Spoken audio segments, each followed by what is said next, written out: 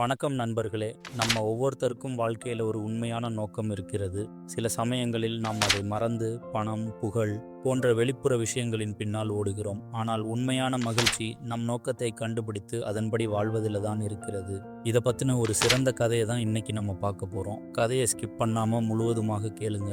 இது மாதிரி சிறந்த கதைகளுக்கு நம்ம சேனலை இப்போவே சப்ஸ்கிரைப் பண்ணிக்கோங்க. அருண் கண்களை திறந்த போது அவனை சுற்றி அறிமுகம் இல்லாத சூழல். ஒரு சிறிய அறையில் மெல்லிய படுக்கையில் படுத்திருந்தான்.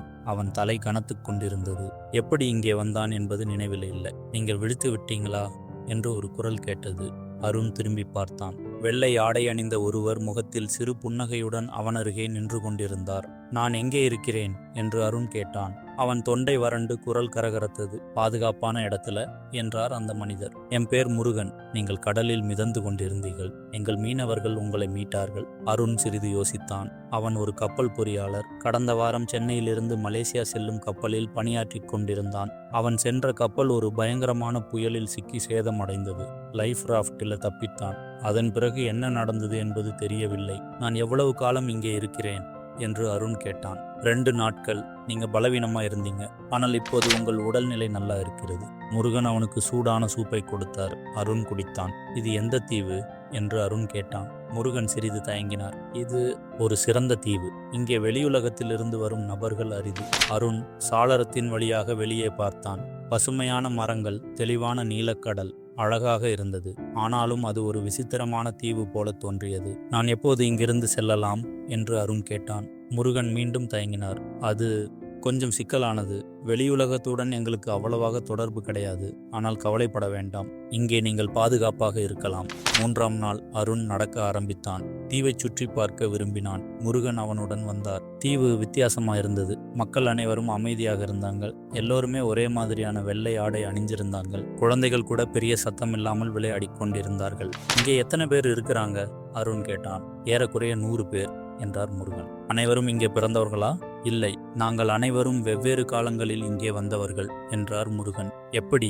உங்களைப் போலவே கடலில் மிதந்து வந்தவர்கள், விபத்துக்கு உள்ளானவர்கள், வழி தெரியாமல் வந்தவங்கள். அருண் ஆச்சரியமடைந்தான். ஆனால் இவங்கள் எல்லோருமே வீட்டுக்கு போக விரும்ப மாட்டாங்களா? முருகன் நின்று அருணை பார்த்தார். அதுதான் இந்த தீவின் விசேஷம். இங்கே வந்தவங்கள் இனி வெளியே செல்ல முடியாது. அருண் திடுக்கிட்டான். இது சாபம் அல்ல, இது ஒரு வரம். இந்த தீவில் இருப்பவர்களுக்கு நோய் இல்லை, மரணமும் இல்லை. மனிதர்கள் எப்போதும் இளமையாகவே இருப்பார்கள் என்றார் முருகன். அருணால் நம்ப முடியவில்லை. அது எப்படி சாத்தியம் என்றான். நான் இங்கே 30 வருடங்களாக இருக்கிறேன். ஆனால் நான் இன்னும் 40 வயதுக்காரன் போலவே இருக்கிறேன் என்றார் முருகன். அருண் முருகனை கூர்ந்து பார்த்தான். உண்மையில் அவர் இளமையாகவே தெரிந்தார். ஆனால் என் குடும்பம், என் வேலை, என் கனவுகள் அவையெல்லாம் மறந்துவிடும் என்றார் முருகன். இங்கே புதிய வாழ்க்கை ஆரம்பமாகும். அந்த இரவு அருண் தூங்க முடியவில்லை. முருகன் கூறியதையெல்லாம் அவனால் ஏற்றுக்கொள்ள முடியவில்லை. அவன் எழுந்து வெளியே நடக்கப் போனான்.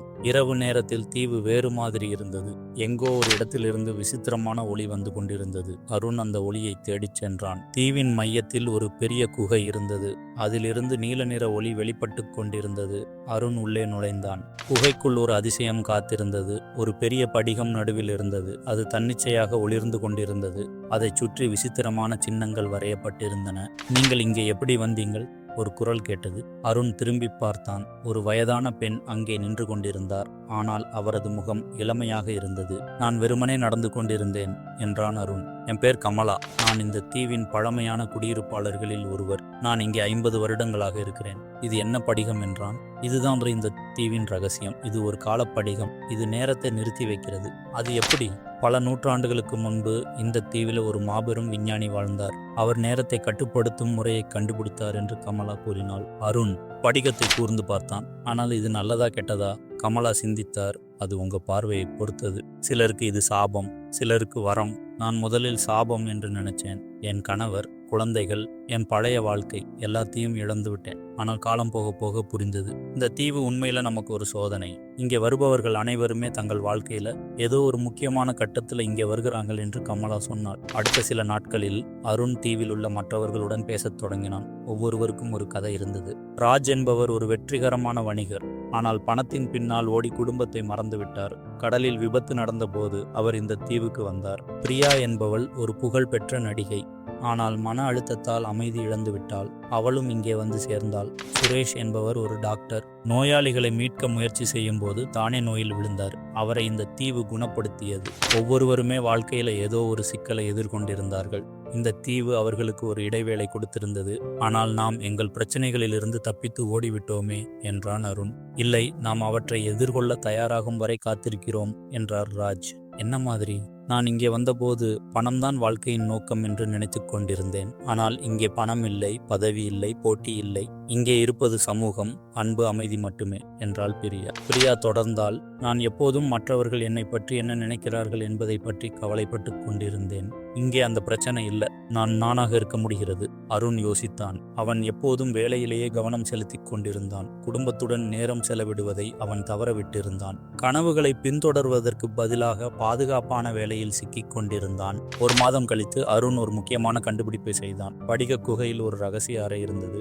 அதில் பழங்கால நூல்கள் மற்றும் ஆவணங்கள் சேமிக்கப்பட்டிருந்தன. அந்த ஆவணங்களை படிக்கும்போது அருண் உண்மையை கண்டுபிடித்தான். இந்த தீவு வெறும் சாதாரண இடம் அல்ல, இது ஒரு ஆன்மீக சோதனை நிலையம். பழங்கால விஞ்ஞானி உண்மையில் ஒரு ஞானி. மனிதர்கள் வாழ்க்கையின் சிக்கல்களில் சிக்கிக்கொண்டு தங்கள் உண்மையான நோக்கத்தை மறந்து விடுகிறார்கள் என்பதை அவர் புரிந்து வைத்திருந்திருக்கிறாரு. படிகம் நேரத்தை நிறுத்துவது இல்லை. அது மனிதர்களுக்கு சிந்திக்க நேரம் கொடுக்கிறது. தங்கள் வாழ்க்கையை மறுபரிசீலனை செய்ய வாய்ப்பு அளிக்கிறது. மேலும் ஆச்சரியமான விஷயம், தீவிலிருந்து வெளியேற முடியும். ஆனால் ஒரு நிபந்தனை இருக்கிறது. வெளியேறுபவர் தன்னுடைய உண்மையான நோக்கத்தை கண்டுபிடித்திருக்க வேண்டும். தன்னுடைய வாழ்க்கையை எப்படி மாற்றப் போறார் என்பதை தீர்மானித்திருக்க வேண்டும். அருண் மற்றவர்களிடம் இந்த ரகசியத்தை சொன்னான். சிலர் ஆச்சரியப்பட்டார்கள், சிலர் ஏற்கனவே புரிந்து வைத்திருந்தார்கள். அப்படின்னா நாம் எப்போது வேண்டுமானாலும் வெளியேறலாமா என்றார் ஒருவர். ஆம், ஆனால் தயாராக இருக்க வேண்டும் என்றார் கமலா. நான் பலமுறை வெளியேற முயற்சி செய்தேன், ஆனால் என் மனதில் தெளிவு இல்லை. அதனால் படிகம் என்னை வெளியே அனுப்பவில்லை. அடுத்த சில வாரங்களில் தீவில் பெரிய மாற்றங்கள் நடந்தன. மக்கள் தங்கள் உண்மையான நோக்கங்களை தேடத் தொடங்கினார்கள். ராஜ் புரிந்து கொண்டார். வெற்றி என்பது பணம் சேர்ப்பது அல்ல, மற்றவர்களுக்கு உதவுவது. அவர் ஒரு தொண்டு நிறுவனம் தொடங்க முடிவு செய்தார். பிரியா கண்டுபிடித்தாள். அவளுடைய திறமையை வெறும் புகழுக்காக மட்டுமல்லாமல் சமூக விழிப்புணர்விற்காகவும் பயன்படுத்தலாம். சுரேஷ் உணர்ந்தார். மருத்துவம் என்பது வெறும் நோய்களை குணப்படுத்துவது மட்டுமல்ல, மனிதர்களின் முழு நலனையும் கவனிப்பது.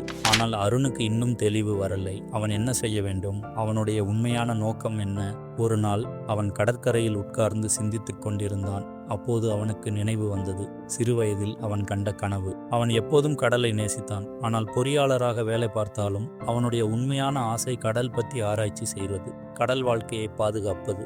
ஆனால் இப்போது வயது ஆகிவிட்டதே என்று கவலைப்பட்டான். அப்போது கமலா அவனிடம் மீண்டும் படிக்க வேண்டும், புதியதாக ஆரம்பிக்க வேண்டும் என்றாள். வயது என்பது ஒரு எண் மட்டுமே. உன்னுடைய உற்சாகமும் நோக்கமும் தான் முக்கியம். அன்று இரவு அருண் தன் முடிவை எடுத்தான். அவன் வெளியுலகத்துக்கு போக வேண்டும். ஆனால் பழைய அருணாக அல்ல, புதிய அருணாக. அடுத்த நாள் காலையில் அருண் படிக குகைக்கு சென்றான். படிகத்தின் முன் நின்று தன் முடிவை சொன்னான். நான் வெளியே போக விரும்புகிறேன். ஆனால் என் கடந்த கால வாழ்க்கையை மீட்க அல்ல, புதிய வாழ்க்கையை ஆரம்பிக்க கடல் பாதுகாப்பு ஆராய்ச்சியாளராக மாற விரும்புகிறேன். படிகம் பிரகாசமாக ஒளிர்ந்தது. அருணை சுற்றி ஒரு வெளிச்ச வட்டம் உருவாயிற்று. அப்போது ராஜ் ஓடி வந்தார். நானும் வர விரும்புகிறேன் என்றார். நானும் என்றாள் பிரியா. நானும் என்றார் சுரேஷ். ஆச்சரியமாக 15 பேர் வெளியேற முடிவு செய்தார்கள். அனைவரும் தங்கள் உண்மையான நோக்கத்தை கண்டுபிடித்திருந்தார்கள். ஆனால் நீங்கள் இளமையை இழப்பீர்கள் என்றார் முருகன். வெளியுலகத்தில் வயது தொடர்ந்து அதிகரிக்கும். உண்மையான வாழ்க்கை வயதில் இல்லை, நோக்கத்தில் இருக்கிறது என்றான் அருண். படிகம் இன்னும் பிரகாசமாக ஒளிர்ந்தது. வெளிச்ச வட்டம் பெரிதாக ஆரம்பித்தது. ஆனால் அதிர்ச்சியான விஷயம், மீதமுள்ளவர்களும் காணாமல் போனார்கள். கமலா சிரித்தாள். இதுதான் இந்த தீவின் இறுதி ரகசியம். யாரும் உண்மையில் இங்கே மாட்டிக்கொண்டது இல்லை. எல்லோருமே தங்கள் மனதளவில் தயாராகும் வரை காத்திருக்கிறார்கள். அப்படியென்றால் நீங்கள் ஏன் இன்னும் இங்கே இருக்கிறீர்கள் என்றான் அருண். என் நோக்கம் இங்கேயே இருக்கிறது. புதியவர்கள் வரும்போது அவர்களுக்கு வழிகாட்டுவது, அவர்கள் தங்கள் உண்மையான நோக்கத்தை கண்டுபிடிக்க உதவுவது என்றாள். படிகத்தின் ஒளி இறுதியாக அனைவரையும் சூழ்ந்து கொண்டது. அருண் கண்ணை திறந்தபோது அவன் மும்பை கடற்கரையில் இருந்தான். பக்கத்தில் ராஜ், பிரியா, சுரேஷ் மற்றும் மற்ற 11 பேரும் இருந்தார்கள். அனைவரும் குழப்பத்துடன் சுற்றுமுற்றும் பார்த்தார்கள். நாம் உண்மையில வெளியே வந்து விட்டோமா என்றான் ராஜ். அருண் தன் கைகளை பார்த்தான். தீவில் கழித்த மாதங்களுக்கு பிறகும் அவன் அதே வயதில் இருந்தான். ஆனால் அவன் உள்ளத்தில் பெரிய மாற்றம் நிகழ்ந்திருந்தது. அவன் பாக்கெட்டில் தடவினான். அதிர்ச்சியாக அவன் பர்சிலும் அடையாள அட்டைகளிலும் அவன் பெயர் அருண், கடல் ஆராய்ச்சியாளர் என்று இருந்தது. அவன் கல்வி தகுதிகளும் மாறியிருந்தன. இது எப்படி சாத்தியம் என்று வியந்தான். ராஜின் பர்சில் ராஜ் தொண்டு நிறுவனர் என்று இருந்தது. பிரியாவின் அடையாளத்தில் பிரியா சமூக விழிப்புணர்வு கலைஞர் என்று இருந்தது. தீவு நம் வாழ்க்கையையே மாற்றிவிட்டது என்றால் பிரியா ஆச்சரியத்துடன். அடுத்த சில மாதங்கள்ல அனைவருமே தங்கள் புதிய வாழ்க்கையை ஆரம்பிச்சாங்க. அருண் ஒரு புகழ்பெற்ற கடல் ஆராய்ச்சி நிறுவனத்தில் சேர்ந்தான். அவனுடைய கடல் பற்றிய அறிவை எப்படி கற்றுக்கொண்டான் என்று தெரியவில்லை, ஆனால் அவன்கிட்டம் இருந்தது. அவன் கடல் மாசுபாட்டை தடுக்கும் திட்டங்களில் பணியாற்றத் தொடங்கினான். ராஜ் தன் அனைத்து சொத்துக்களையும் விற்று ஒரு தொண்டு நிறுவனம் ஆரம்பித்தார். அவருடைய வணிக அனுபவம் இப்போது ஏழைகளுக்கு உதவுவதற்கு பயன்பட்டது. பிரியா தன் புகழையும் திறமையையும் பயன்படுத்தி சமூக விஷயங்களை பற்றி நாடகங்களும் திரைப்படங்களும் எடுக்கத் தொடங்கினாள். சுரேஷ் ஒரு மருத்துவமனையில் சேர்ந்தார். ஆனால் அவர் வெறும் நோய்களை குணப்படுத்துவதோடு நிறுத்தி கொள்ளவில்லை, நோயாளிகளின் மனநலனையும் கவனித்தார். அருண் தன் ஆராய்ச்சி மையத்தில் வேலை செய்து கொண்டிருந்தான். அவன் கடல் வாழ்க்கையை பாதுகாக்கும் ஒரு புரட்சிகர தொழில்நுட்பத்தை உருவாக்கியிருந்தான். அன்றைக்கு மாலை அவன் வீட்டுக்கு போகும்போது கடற்கரையில் ஒரு அறிமுகமான உருவம் தெரிந்தது. கமலா அக்கா என்று கூவி ஓடினான். கமலா சிரித்துக்கொண்டே அவனை வரவேற்றாள். எப்படி இருக்கிறாய் அருண்? நல்லா இருக்கிறேன். ஆனால் நீங்கள் இங்கே எப்படி? என் வேலை புதியவர்களுக்கு வழிகாட்டுவது. அது தீவில் மட்டுமல்ல, வெளியுலகத்திலும் தான் என்றாள் கமலா. அருண் புரிந்து கொண்டான். நீங்கள் எங்களை தொடர்ந்து கண்காணித்துக் கொண்டிருக்கிறீர்களா? நீங்கள் அனைவரும் உங்கள் நோக்கத்தில் நிலைத்திருக்கிறீர்களா என்பதை பார்க்க. மற்றவங்க எப்படி இருக்கிறாங்க? அனைவரும் நல்லா இருக்கிறாங்க. ராஜ் ஏற்கனவே நூற்றுக்கணக்கான குழந்தைகளுக்கு கல்வி வாய்ப்பு அளித்திருக்கிறாரு. பிரியாவின் கடைசி திரைப்படம் சமூகத்தில் பெரிய மாற்றத்தை ஏற்படுத்தியது. சுரேஷ் ஒரு புதிய சிகிச்சை முறையை கண்டுபிடித்திருக்கிறாரு. அருண் மகிழ்ச்சி அடைந்தான். நாங்கள் எல்லோரும் சந்திக்கலாமா? நிச்சயமாக, அதுக்காகத்தான் நான் இங்கே வந்திருக்கிறேன். அடுத்த வாரத்தில் அனைவரும் மும்பையில் கூடினார்கள். அதே கடற்கரையில், அதே இடத்துல. எல்லோருமே மாறியிருந்தார்கள். அவர்களின் முகங்களில் ஒரு திருப்தி, ஒரு அமைதி தெரிந்தது. நான் ஒரு விஷயம் சொல்ல வேண்டும் என்றாள் கமலா. எல்லோரும் அவளை கவனித்தார்கள். அந்த தீவு உண்மையில் உங்கள் மனசுல தான் இருந்தது. அதை கேட்டு அனைவரும் அதிர்ச்சி அடைந்தார்கள். நீங்கள் அனைவரும் உங்கள் வாழ்க்கையில் ஒரு முக்கியமான கட்டத்தில் இருந்தீங்க. மாற்றத்துக்கு தயாராக இருந்தீங்க, ஆனால் தைரியம் இல்லை. கமலா தொடர்ந்தாள். அந்த தீவு உங்கள் ஆழ்மனதின் வெளிப்பாடு. உங்கள் உண்மையான விருப்பங்கள், நோக்கங்கள், கனவுகள், அவை அனைத்தும் அந்த தீவில் வடிவம் பெற்றன. ஆனால் நாங்கள் அனைவருமே ஒரே தீவில் இருந்தோமே என்றான் ராஜ். அதுதான் மனதின் சக்தி. உங்கள் அனைவருடைய விருப்பம், மாற்றம், வளர்ச்சி, அது உங்களை ஒரே இடத்துக்கு கொண்டு வந்தது. அப்படி என்றால் நாங்கள் உண்மையில் எங்கே இருந்தோம் என்றாள் பிரியா. 1 மாதம் நீங்கள் கோமா நிலையில் இருந்தீர்கள். கடல் விபத்தின் போது அனைவரும் மயக்கமடைந்திருந்தீர்கள். மருத்துவமனையில் ஒரே அறையில் சிகிச்சை பெற்றுக் கொண்டிருந்தீர்கள். எல்லோரும் மௌனமாக இருந்தார்கள். இந்த வெளிப்பாடு அவர்களை குழப்பியது. ஆனால் அந்த அனுபவம் பொய்யா என்றான் அருண். இல்லை என்றாள் கமலா உறுதியாக. அது மிகவும் உண்மை. உங்கள் மனதில் நடந்த மாற்றம் உண்மை. நீங்கள் கண்டுபிடித்த உங்கள் நோக்கம் உண்மை. அவள் சிரித்தாள். உண்மை என்பது வெறும் இயற்பியல் ரீதியானது மட்டுமல்ல, மன ரீதியானதும் ஆன்மீக ரீதியானதுமான உண்மைகளும் இருக்கின்றன. நீங்கள் யாரு என்று சுரேஷ் கேட்டார். நான் உங்கள் ஆழ்மனதின் ஞானம், தெளிவுபடுத்தும் சக்தி. உங்களுக்கு தேவைப்படும் போது நான் தோன்றுவேன். அன்றைக்கு மாலை அனைவரும் கடற்கரையில் உட்கார்ந்து பேசிக் கொண்டிருந்தார்கள். நாம் கற்றுக்கொண்ட மிக முக்கியமான பாடம் என்ன என்றான் அருண். பிரச்சனைகளில் இருந்து ஓடுவதை விட அவற்றை எதிர்கொள்வது நல்லது என்றாள் பிரியா. உண்மையான வெற்றி என்பது மற்றவர்களுக்கு உதவுவதில் இருக்கிறது என்றார் சுரேஷ். அருண் சிந்தித்தான். நம் அனைவருக்கும் ஒரு நோக்கம் இருக்கிறது. அதை கண்டுபிடிப்பதுதான் வாழ்க்கையின் உண்மையான பயணம். கமலா நகர்ந்து மெல்ல மறைந்து கொண்டிருந்தாள். அவர்கள் அனைவரும் தங்கள் வாழ்க்கையில் திருப்தி அடைந்தார்கள். ஏனெனில் அவர்கள் தங்கள் உண்மையான நோக்கத்தை கண்டுபிடித்திருந்தார்கள். வாழ்க்கையில் எல்லோருக்கும் ஒரு நோக்கம் இருக்கிறது. சில சமயங்களில் நாம் அதை மறந்து விடுகிறோம். ஆனால் நம் உள்ளத்தில் ஆழமாக போய் தேடினால் நம்ம உண்மையான நோக்கத்தை கண்டுபிடிக்கலாம். அதை கண்டுபிடித்து விட்டால் நம்ம வாழ்க்கையே மாறிடும்.